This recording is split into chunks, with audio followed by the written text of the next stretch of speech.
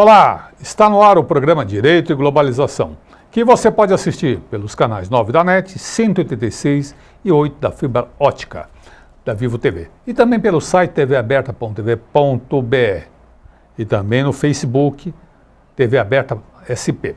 Se você tiver dúvidas, sugestões, envie e-mail para direitoglobalização@tvaberta.tv.br direitoglobalização@tvaberta.tv.br.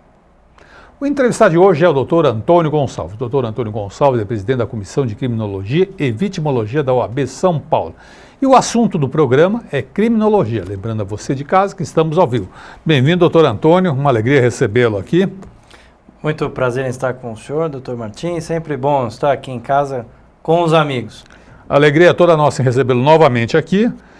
E a primeira pergunta, hoje a gente vai tratar do tema de criminologia. Eu sei que o senhor preside a Comissão de Criminologia e Vitimologia da Ordem dos Advogados do Brasil São Paulo, mas antes mesmo de entrar no assunto, o tema do nosso programa, criminologia, para situar as pessoas de casa, o que é uma comissão da Ordem dos Advogados do Brasil?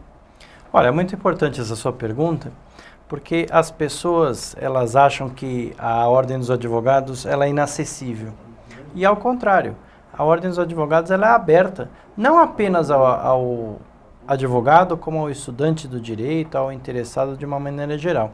As comissões elas têm uma missão muito fundamental, porque o presidente da OAB, ele não consegue demandar todos os assuntos que o chegam. Longe disso, né? Pois é. Então ele encaminha de uma forma setorizada para aqueles que são especialistas nas áreas de atuação. Isso são as comissões. As comissões, ela atende à função social de acordo com a sua área de atuação. Então, pelo que eu entendi da sua explicação, qualquer pessoa, advogado ou não, estagiário de direito ou não, dependendo do tema, pode se apresentar para participar de reuniões da comissão, é isso? Seria participar? É isso. Eu, como presidente da comissão, eu recebo muitos pedidos de ingresso e é muito comum a pessoa não saber do que trata a comissão e ela pede para ingressar em 3, 4 comissões ao mesmo tempo. E ela começa a frequentar essas reuniões, aí ela vê se ela é familiarizada com o tema, se ela gosta do objeto da comissão, e aí, como tem a seleção natural das coisas, umas ficam, outras vão embora, outras trazem outras pessoas, e é assim que funciona. É o natural, né? É o natural. É o comum. Agora, a sua comissão fala sobre criminologia e vitimologia. Primeiro, o que é criminologia e depois o que é vitimologia? Ou são coisas antagônicas, uma é consequência da outra? O que é isso aí? Uma é consequência da outra, mas é muito comum essa pergunta que eu recebo frequentemente. Eu pensei que eu tivesse inovado. Não. Então... o senhor tem uma comissão com nome bonito, mas eu não sei do que se trata. Eu quero ingressar, mas o senhor trata do quê? O senhor trata do crime organizado? Não.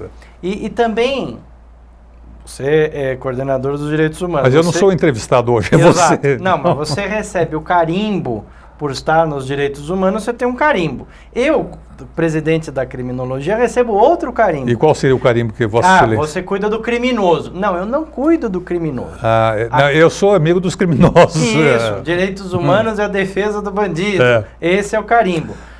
Criminologia não estuda o criminoso. Ele estuda o crime, que é diferente do criminoso.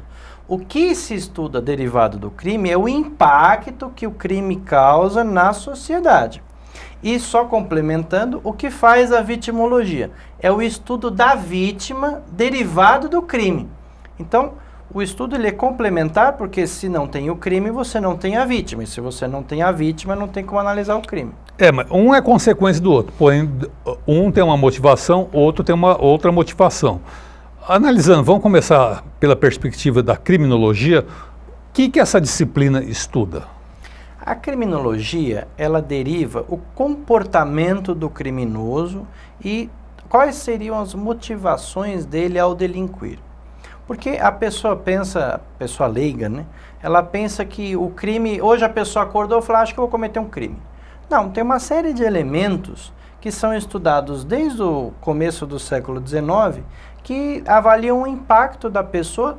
Tem pessoas que gostam de cometer o crime, tem pessoas que cometem o crime em decorrência do local em que frequentam, das influências que recebem, e tem pessoas que são o que a gente chama de vítima do meio. Então, se ele é uma pessoa de bem, é uma pessoa honesta, mas ele mora num lugar de criminosos, numa noite ou num dia qualquer, ele pode ser vítima de uma batida policial, ser preso por engano, que isso infelizmente no Brasil acontece muito, e ele vai frequentar o universo prisional. Até ele conseguir ser solto, ele pode se tornar um bandido. Porque, não sei se você de casa sabe, nós enfrentamos um problema grave hoje em dia, que é a superlotação dos presídios. E uma grande parte da população carcerária fica nos CDPs. O que é o CDP? É o Centro de Detenção Provisória, que é quando a pessoa ela cumpre a pena antes de ser julgado. Só que não necessariamente ele tem um tempo razoável. Às vezes ele cumpre a pena e nem foi julgado ainda. Então ali o CDP é um vestibulinho do crime?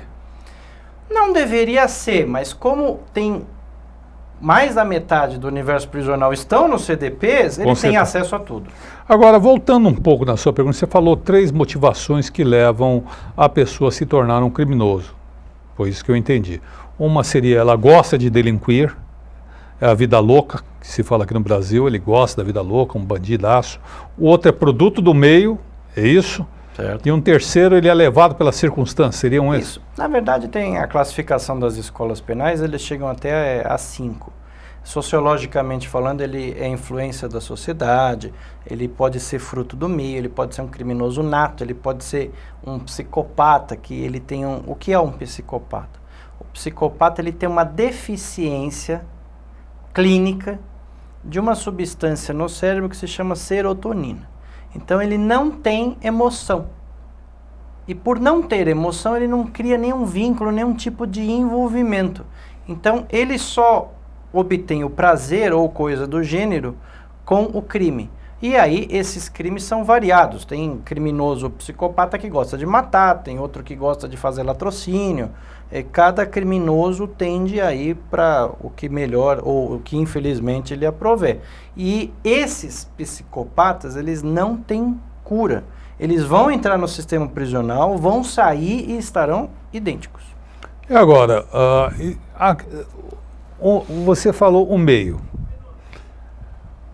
Em que grau de proporção o meio é o responsável pelo crime? Ele é um grande responsável? Falo meio, aí considerar as baixas condições econômicas, a falta de educação, investimento em saúde. Eu estou olhando por essa perspectiva. Quando eu chamo o meio ambiente que envolve. Na vida nós nunca podemos generalizar, nem para mais e nem para menos. Uhum. Você tem o criminoso, tanto na sociedade rica quanto na sociedade pobre, tanto numa comunidade como num bairro de classe alta. Eu vou lhe dar um exemplo recente, para quem não sabe, eu também tenho negócios no Rio de Janeiro. Então, a minha cuidadora da minha casa, ela mora numa comunidade. No Rio? No Rio. E ela começou a chegar mais tarde. E aí eu indaguei, por que a senhora está chegando mais tarde? A resposta foi surpreendente para nós que não somos do meio. E qual foi? A resposta foi, que eu não posso sair antes das 9, porque senão eu vou ser assaltada pelos membros da minha comunidade. Mas eles deixam assaltar? Ou... Não, os membros assaltam, os próprios membros. Então, ela falou, eu não tenho inclinações, respondendo a sua pergunta, eu não tenho inclinações para o crime, mas eu também não posso ser vítima dele. Então, eu saio mais tarde, ela já estava na minha casa em uma dessas vezes que ela foi, e o filho dela ligou desesperado, tinha um tiroteio na rua dela. A resposta dela, uma pessoa simples, ela falou, filho, se abaixa, fica deitado no chão e não sai para nada daí. Porque você pode ser vítima de uma bala perdida. Não significa que ela reclamou dos vizinhos, que ela falou, eu também preciso ter uma arma e vou começar a assaltar. Não, ela só não tem condição social de sair de lá, mas ela também não vai enveredar para o crime. Agora, existe no país um aumento da criminalidade, uma crise da segurança pública que a gente tem visto no Rio de Janeiro, o caso, você citou, mas você tem... e que parece ser a ponta mais aparente do iceberg da criminalidade, embora outros estados, como o Ceará, Rio Grande do Norte, tem também altas taxas de criminalidade. A criminalidade, essas taxas, esse aumento da criminalidade se deve a que exatamente, na sua opinião? Para vir a pergunta subsequente. Já até imagino. Na verdade... Tem 2 minutos para responder, porque eu vou chamar um intervalo. É melhor você ser rapidinho. Sem nenhuma pressão. Só para não deixar em branco, a questão do norte, inclusive, tem problemas dentro do universo prisional, como uma série de matanças dentro do presídio. É a reprodução. O presídio é a reprodução da sociedade criminosa, em menor escala. Hoje em dia nós temos um problema de superlotação nos presídios. E tudo isso é derivado de uma questão só que eu gostaria de desenvolver melhor no próximo bloco, que é a questão das drogas. Porque o universo prisional, mais de 70% é derivado das drogas. Então, nós precisamos discutir qual é a política do Estado. Por que o Estado encarcera tanto em decorrência das drogas? E quais as implicações disso? Será porque dá dinheiro encarcerar? Uma delas? Pois na verdade, a droga ela não entra e sai da comunidade pelo traficante. Alguém carrega ou a droga ou o dinheiro que recebe da venda. Recentemente foi preso nos Estados Unidos um grande traficante de armas, brasileiro, desconhecido de todo mundo, que entregava armas para o crime organizado. AK-47, fuzil FAL, foi preso recentemente. Essas armas não saem dos Estados Unidos e chegam até a comunidade lá no Rio de Janeiro, por exemplo, sozinho. Veja. Deve ter alguém que leve, né? Nós temos fronteiras no país. São guardadas. Quem controla as fronteiras? O Exército e a Polícia Federal. É por aí que vem as armas. É o mesmo lugar que vem a droga. O traficante, ele não tem ele não consegue fabricar cocaína em casa. Ele não tem uma plantação de maconha na comunidade inteira. De algum lugar vem a droga. E o dinheiro... E a mesma fronteira. E o dinheiro do crime vai para onde? Isso é uma outra desmistificação. Se fosse assim, todo traficante do Rio de Janeiro seria multimilionário. E eles não são. A diferença é que ele tem uma casa um pouco melhor que os outros. Mas ele não tem uma mansão na comunidade, ele não anda com um carro blindado de último tipo, que custa R$400 mil, ele não tem 5 seguranças. Ele é uma pessoa do povo. Então ele recebe esse dinheiro de alguém. Lembra antigamente aquela história do sócio oculto? Lembro. Isso se chama sociedade em participação. Como é que é isso? Você tem um sócio, que é o cara que cuida do negócio, que é o chefe do morro, o traficante. O sócio ostensivo. O ostensivo. E tem o sócio oculto, que é o cara do dinheiro. Mas ele é um ente personificado, ninguém sabe quem é, ele é um anônimo. Mas é o cara do dinheiro. É o que acontece nas comunidades. Eu vou encerrar esse bloco por aqui e voltamos já no segundo e último bloco do programa Direito e Globalização. Continue conosco. Isso.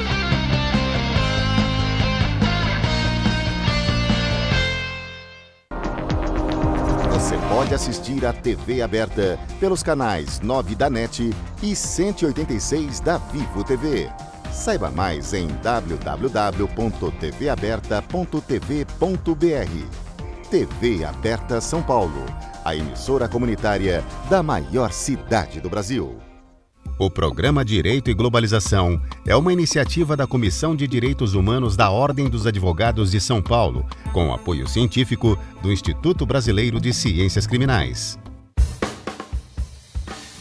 Faça como esses produtores e realize o sonho de ter um programa na televisão. Venha para a TV Aberta São Paulo. Ligue para 3868-2802 e tenha a oportunidade de estar com mais de 3 milhões de telespectadores. Qualidade na transmissão e custo baixo. TV Aberta São Paulo, a emissora comunitária da maior cidade do Brasil. Acesse o site da TV Aberta São Paulo, www.tvaberta.tv.br. Vídeos. Estamos chegando com mais notícias. Promoções.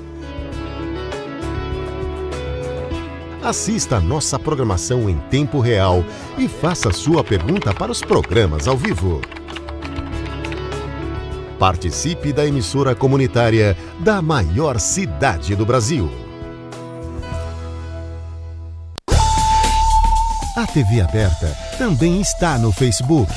Curta nossa fanpage e acompanhe as novidades da programação do canal comunitário da maior cidade do Brasil. Este programa tem o apoio da TV Interação, Associação Vida e Trabalho e da Ordem dos Advogados do Brasil, Seção São Paulo.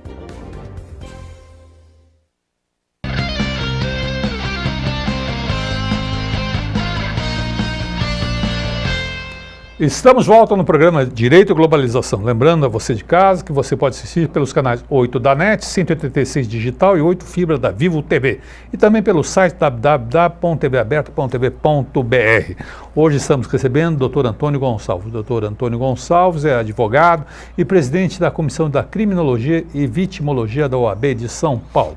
No primeiro bloco nós conversamos sobre criminologia, causas, motivações, esses aspectos. No segundo bloco, vamos conversar sobre a vitimologia. O que é a vitimologia? Bom, como começamos nosso primeiro bloco, a vitimologia é o impacto que o crime tem na vítima. Então, seriam as consequências do crime na vida cotidiana de quem o sofre. Então, vou dar um exemplo. Um caso de violência doméstica, por exemplo. Uma moça que é ou agredida pelo namorado, marido, companheiro, qual a nomenclatura que você queira usar.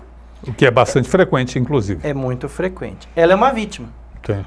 Então, esse é o estudo que nós fazemos. Mas nós podemos dar um exemplo muito mais banal, que hoje em dia, em tempos de internet, de globalização, é extremamente frequente e ninguém debate, que é a autocolocação em risco que nós fazemos ao usar a internet e consumir pela internet. Quantas compras você de casa não faz? Coloca o seu cartão, coloca seus dados pessoais, adquire uma série de produtos, sendo que você não sabe sequer quem está do lado de lá. Você se autocoloca em risco. Agora, há um crime, você falou internet, de vítima, eu acho que há um crime que também ganha muita notoriedade, que eu acho que é muito mais destrutivo que um crime contra o patrimônio, me parece, que são aqueles crimes que vazam sobre a intimidade das pessoas. Parece que todo dia eu pelo menos vejo, todo dia uma pessoa com uma fama, ou muito famosa, uma notoriedade. Com alguma notoriedade, muita ou pouca, ou média notoriedade, como queira, que tem sua intimidade vazada. Parece que as pessoas gostam disso, né, de vazar a intimidade, né?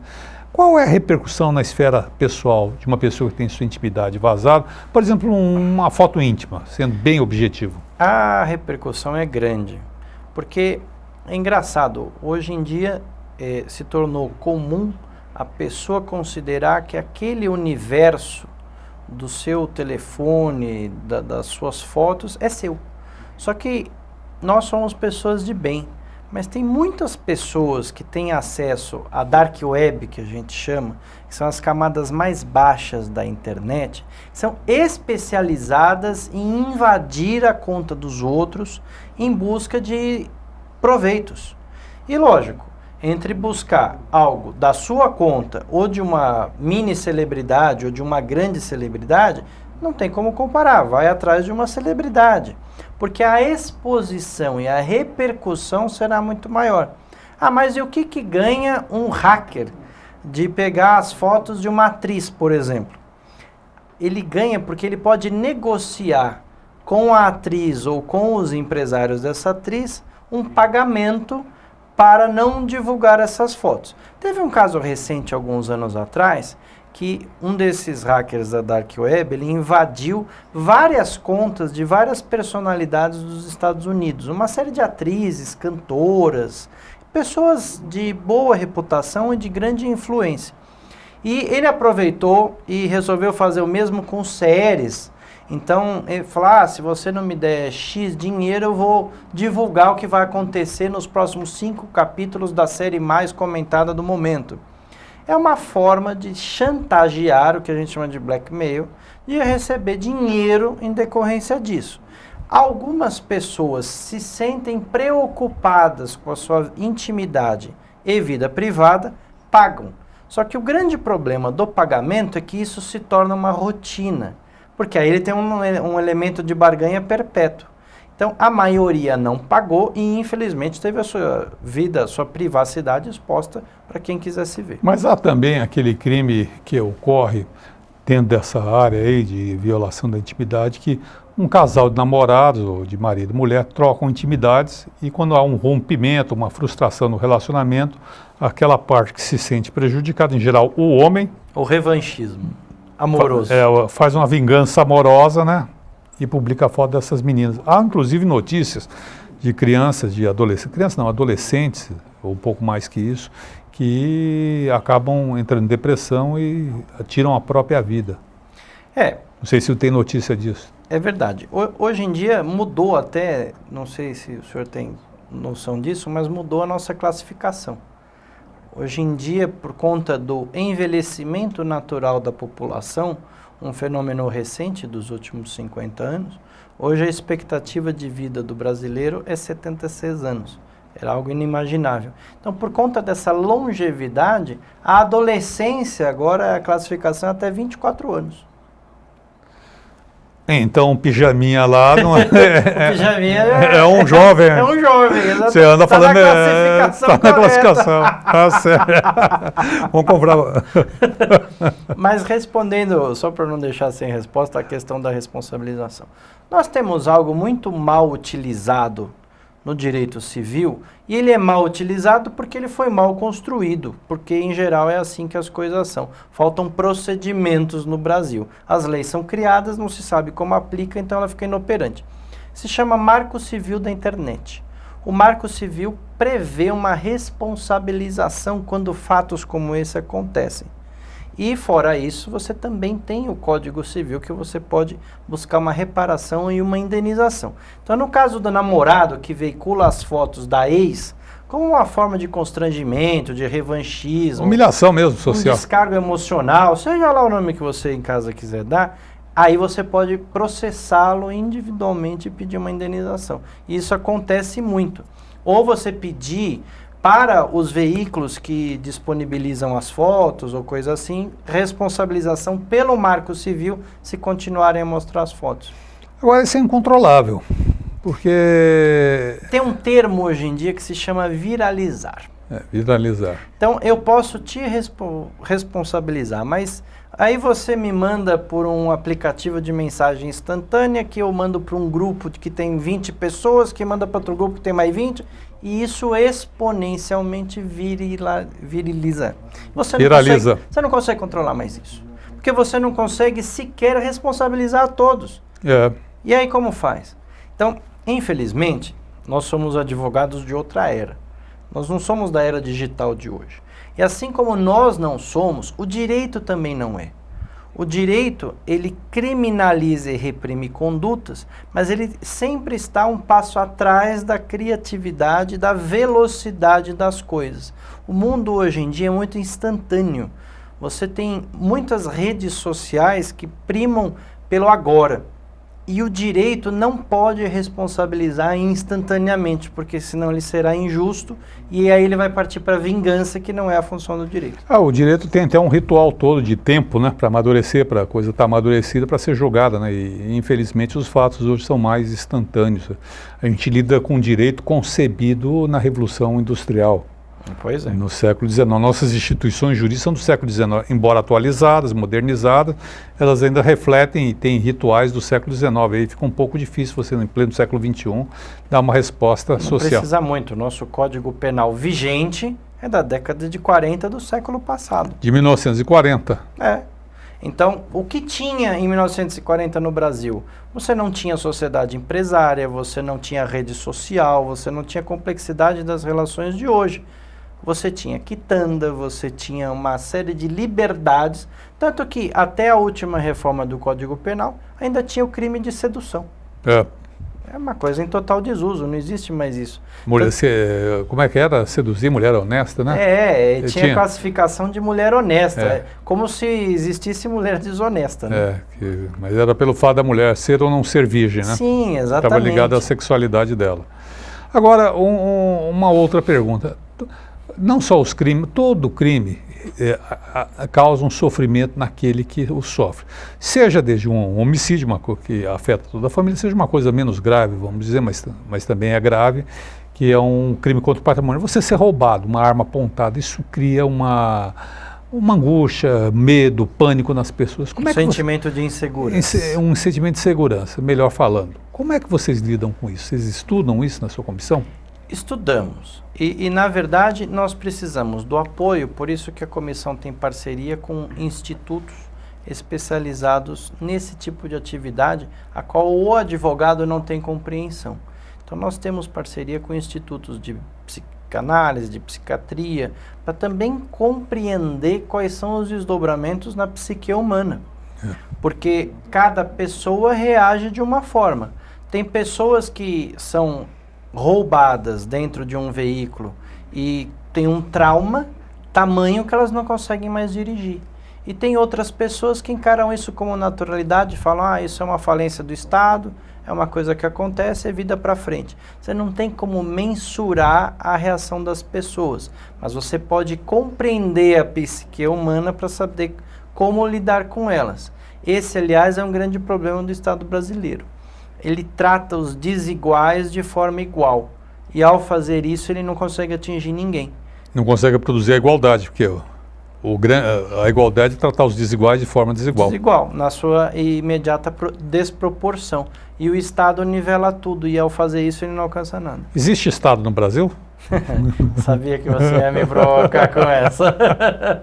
Nós temos duas realidades. Nós temos o Estado democrático de direito em plano teórico, que aí temos a Constituição Federal Brasileira, que tem todo um conjunto de direitos tidos como fundamentais, que são as coisas mais importantes para a vida em sociedade, a harmonia das relações, que é a dignidade da pessoa humana, o direito à saúde, educação, moradia. E tem o plano prático. Qual é o plano prático? O Estado democrático de direito brasileiro faliu. Entendi. Ele não existe mais. Entendi. Então, o que você quis dizer, me corrija se eu estiver errado, para não botar a palavra na sua boca, é que nós temos uma Constituição que tudo está muito bonito, que é um Estado.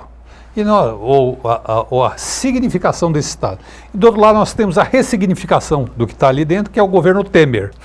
Gosto disso ou não?